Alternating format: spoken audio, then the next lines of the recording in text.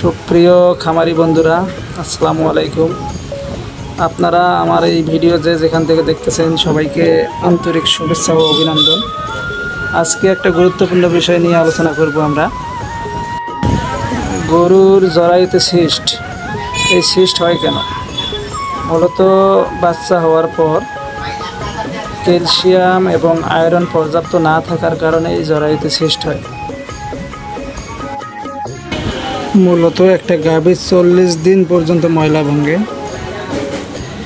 বাচ্চা জন্ম দেওয়ার পর 2 দিন পরে ক্যালসিয়াম এবং আয়রন পর্যাপ্ত দিতে হবে গাভীটিকে। ক্যালসিয়াম এবং আয়রন পর্যাপ্ত দিলে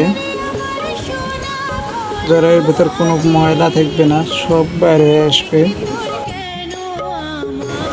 এবং পরবর্তীতে বীজ দিলে ইনশাল্লাহ কনসেপ্ট করবে গরুটি।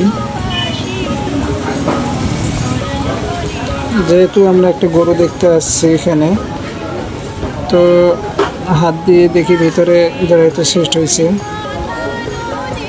তো খামারি ভাইকে বললাম যে এবার বীজ না দিই, হালকা কিছু চিকিৎসা করে নিই, তারপরে বীজ দেব।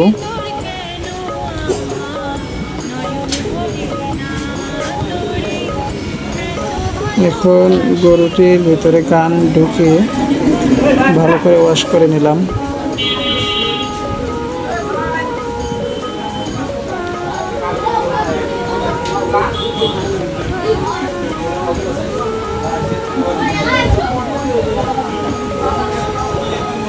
ওয়াশ করা হয়ে গেলে কিছু ভিটামিন ইনজেকশন দিয়ে দেবো ওখানে।